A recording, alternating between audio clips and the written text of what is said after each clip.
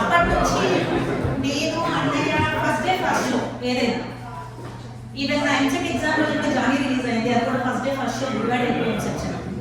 అంత ఫ్యాన్ నేను. సో మా వారిని అడిగితే ఆయన నవ్వుతారు కూడా. యాక్చువల్గా కడుపుతో ఉన్నప్పుడు కూడా పిల్లలు ఏం కావాలి నీకు అంటే జల్సా ఫస్ట్ డే ఫస్ట్ షో అన్నాను, తీసుకెళ్ళారు. చిన్నోడికి Gabbar Singh first day first show, అది అలా ఉంటుంది అనమాట. సో ఇంకా ఆయన దగ్గర నుంచి నేర్చుకోవడం అంటే ఆయన క్యారెక్టర్కి పెద్ద fan first of all. Inspire అవ్వాల్సింది కూడా అదే ఎక్కువ అందరూ యాక్చువల్. అండ్ మీకు దాసరి కిరణ్ కుమార్ అనే ఐడియా ఉందో లేదో, అతను నా జూనియర్. నేను తను ఒకే కాలేజ్లో చదువుకున్నాను. అధికార ప్రతినిధిగా తనని నామినేట్ అదే చెప్పారు కదా. So I mean last week తను యూఎస్ వచ్చాడు వెకేషన్కి, నేను మాట్లాడాను.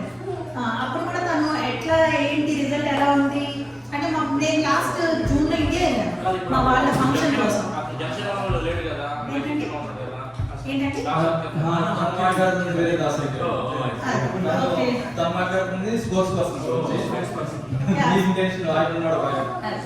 నేను లాస్ట్ జూన్ లో ఇండియా వెళ్ళినప్పుడు మా అబ్బాయి వాళ్ళ ఫంక్షన్కి వెళ్ళాను. అప్పుడు తను ఇన్వైట్ చేస్తే పిఠాపురం సీట్ కోసం మేము కూర్చున్నాము. సో నేను రాలేదు స్వప్న.